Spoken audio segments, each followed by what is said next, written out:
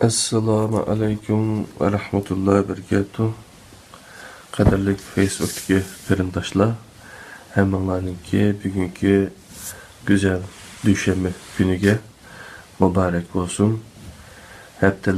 Haftalarni, oylarni, kunlarni qo'llab oxiri bugunga yetib kelibmiz. Yine neçelik hayat kechirimiz.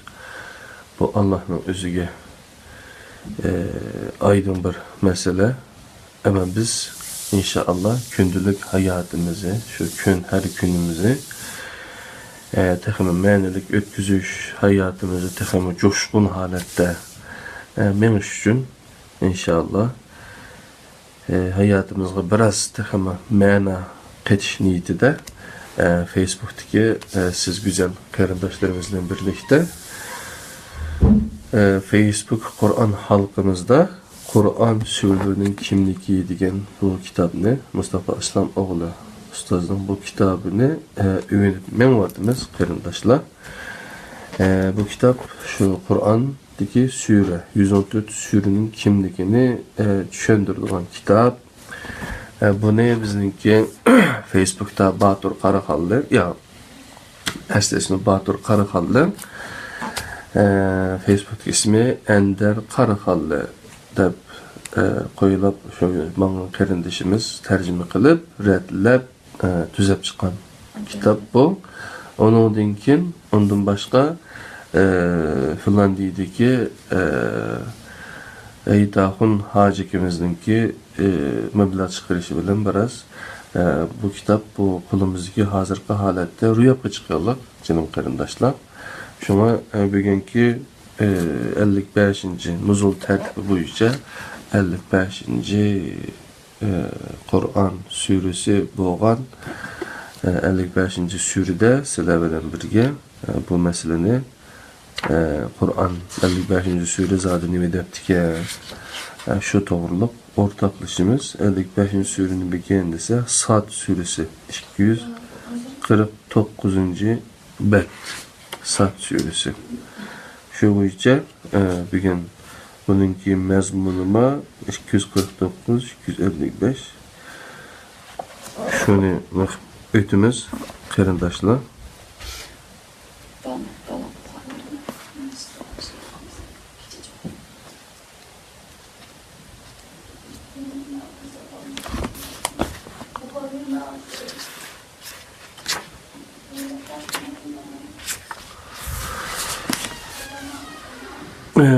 Sad suresi sure başlanışdaki sad harfi bilan atalgan. Ondan başqa surede Davud aleyhisselam haqidagi qissa bayon qilganlik uchun Davud suresi deb atalgan. Lekin bu ism keng doirada tarqalmagan.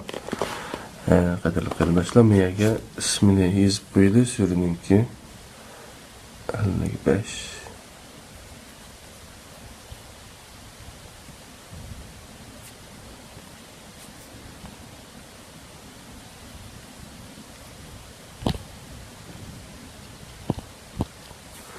Sad.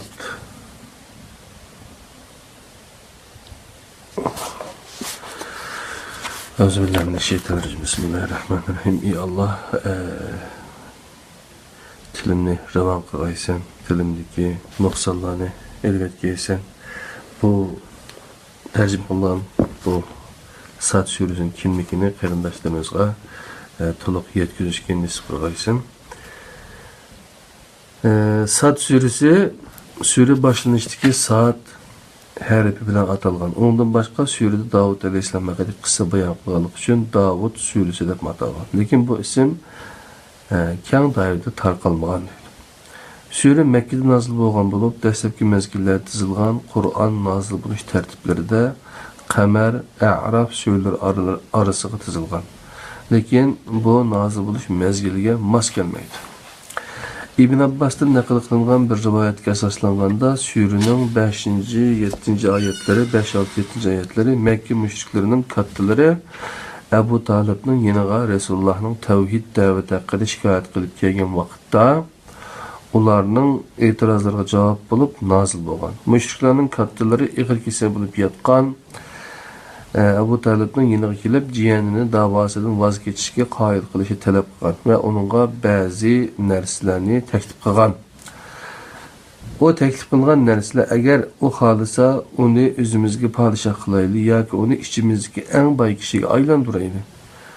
Xolis uni Makkadagi eng chiroyli qizlarga o'ylab qo'yaylik. Agar bularni qabul qilmasa, uni bizga topshirib berib, ichimizdan xohlagan birisini yoki yaqinlarimizdan birisini uning o'rniga al. Tirmizi, Ahmad ibn Sa'd. Abu Talib mushrik kattalarning bu taklifini Rasulullohga yetkazganda Rasululloh mundaq deb javob berganlar. Ey taqa, Alloh bilan qasamki, quyoshni o'ng qo'limga, oyni so'l qo'limga berib, meni bu da'vodan voz kechish desam, Allohdan bir ta'limot kelmaguncha bu da'voyimdan hargiz voz kechmayman. Ibn Hisham naql qilgan bir rivoyat Suriyaning Abu Talibning og'ir kasal bo'lib vafot bo'lish jarayonida nozil bo'lganligi haqida ma'lumot berdi. Abu Talib nubuvatning 9-yilida, milodiy 619-yilda vafot bo'lgan edi. Bu ahvolda Suriyaning risolatining 9-yilda nozil bo'lgan suralar qatoriga tizishga bo'ladi. Qisqa va ixcham holda naql qilgan qissalar orqali xitob qilish bu mezgilda nozil bo'lgan suralarning o'rtaq aloyligi bo'lib, bu tarafdan halok bo'lgan qavmlar orqali mushriklar ogohlantirilgan bo'lsa, yana bir tarafdan kuch va saltanat berilgan payg'ambar orqali Rasululloh va mu'minlarga tasalli berilgan. Shuning bilan bir vaqtda bu Rasulullohga oldin berilgan bishorat bo'lib, bu bishorat Rasululloh Hazrat Ayyubning sabr bilan sabr qilgandan keyin amalga oshgan edi. Hazrat Ayyubning sabri bilan onun sabri qandoqda sabr qilgandan keyin amalga oshgan edi. 41-ci, 42, 43, 44-ci oyatlarda o'qisak bildik emas.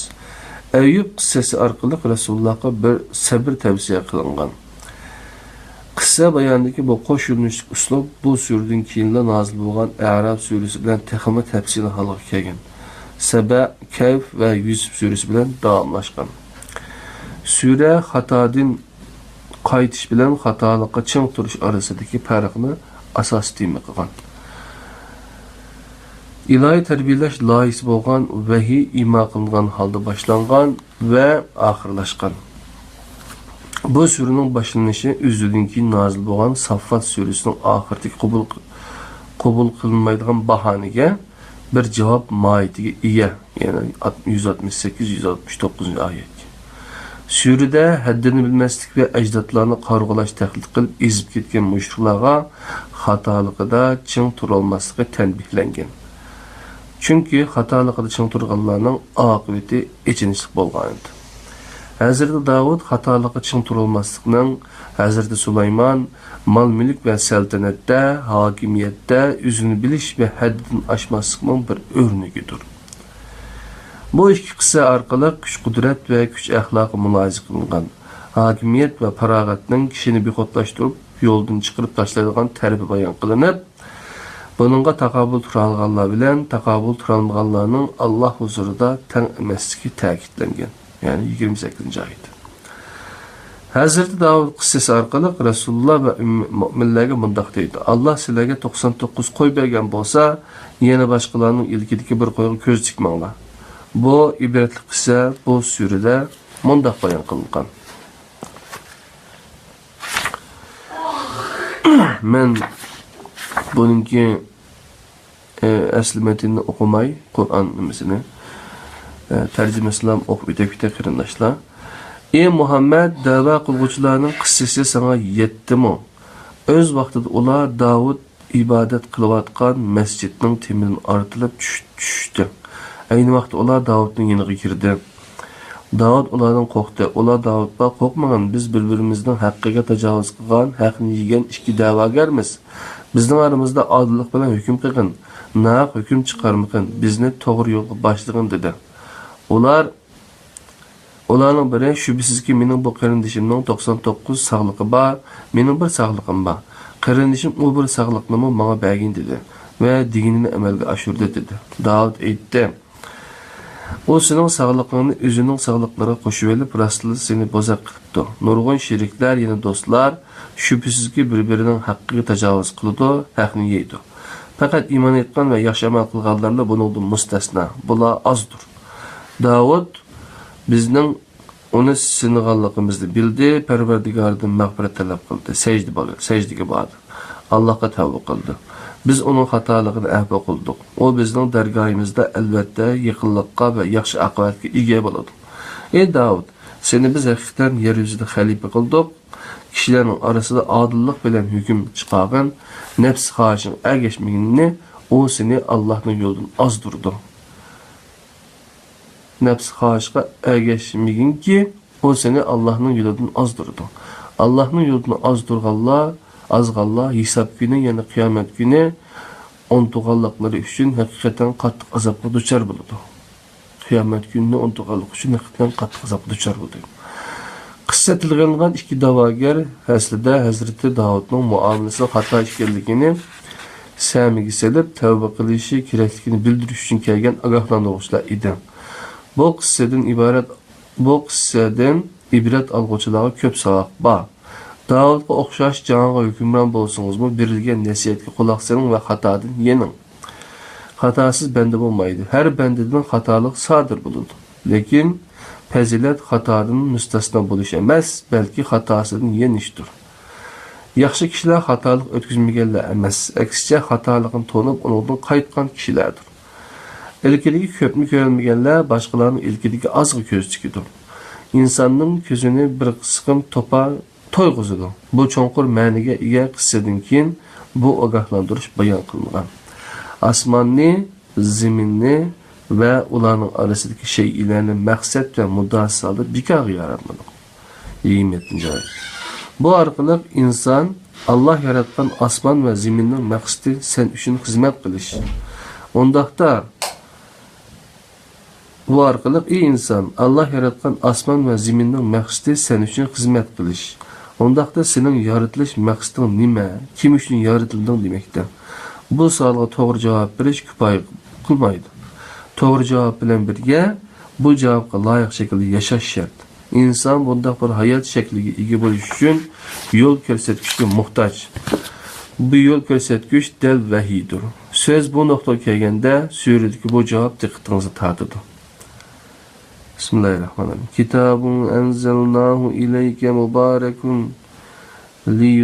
li yadabbaru ayatihi ve liyetezekkere ulul albab. Sadaqallah. Ularning oyatlarini tafakkur qilishlari uchun, aql egalarining vaznasiyat elishlari uchun biz sana bu muborak kitob Qur'onni nozil qildik. Bu oyatdan keyin, ya'ni 29-oyati, bu oyatdan keyin bayon qilingan payg'ambar qissalari orqali shaxsan Rasulullohning tasavvuri shakllantirilgan. Hazreti Davud ve Süleyman, Hazreti Eyyub ve Hazreti İbrahim, Hazreti İshak, Hazreti Yakup, Hazreti İsmail, Hazreti İsa bu surada tilg'anilgan payg'ambarlardir. Hazreti Eyyubning qissasi bayon qilinganda uning ig'zidan shu so'zdan naql qilingan. Rabbim shayton menga haqiqatan birozlik va tark etilganlik tuyg'usi beryotdi. Bu yerde Hazreti Eyyub'dan bitaplıktan emas, belki bitaplıktan tug'ilgan bezarlıktan şikayet qilishi ve bunu şeytanga nisbat berishi hakikaten kişinin diqqatini tortadi. Bir kişinin hatalıqını şeytanga nisbat berishi hatalıqni sodir qilish emas, belki hatalıqni nishonga olganlikning ifodasidir. Sizning nishoningizda hatalık sodir qilish emas, o sodir qilgan hatalıqni tuzatish bo'lsin. Vahiy bu orqali hatalıqimiz bilan birlashib ketmasligimizga bizge öğretmekte. Bununla amal qilguvchi xatolığı bilan birga aylanib ketmaydi. Undaq bo'lgan chaqda kishi xatoligini o'zini elib tashlay oladi. Uni qayta sodir qilmaslikqa tirishadi. Xatolığı bilan yuzlashib, tavba istig'for orqali uni yengib tashlaydi. Uningdan keyingi oyatlarda yaxshilar bilan yomonlarning oxiratdagi mukofot va jazosi bayon qilinadi. İblis qissasi orqali vaqtda çiң turishning kishini qanday qalbga tushirib qo'ydiganligi ko'rsatib berildi. Vahiyning maqsadi insonni iblis ishib qilishni ogohlantirish bo'lib, bu ogohlantirishga nisbatan ko'r va gaz bo'lganlar bu oyat bilan ogohlantirilgan. Bir muddatdan keyin o Qur'on xabar berganlarning rostligini cho'qim bilisizlar. 88-oyat. Qadrli qarindoshlar, bu Sad surasini mushunchalik mazmun ekan endi. Deganin ustiga dushanba hammalarninki kunini aldirash boshlaydi. İnşallah Sad suresinin ürünü bo'lgandan keyin kelarki 56-cı sure A'raf suresi bilan inşallah 56-cı dersimizni Allah'ın ömür yer verse inşallah ayette davamlaştıramiz. Hammalarninki bugünkü düşenbe günü mübarek olsun. Hayırlı bir gün tilki bilen sizlarni Allah'a emanet qilaman. Assalomu alaykum va rahmatullohi va barakatuh.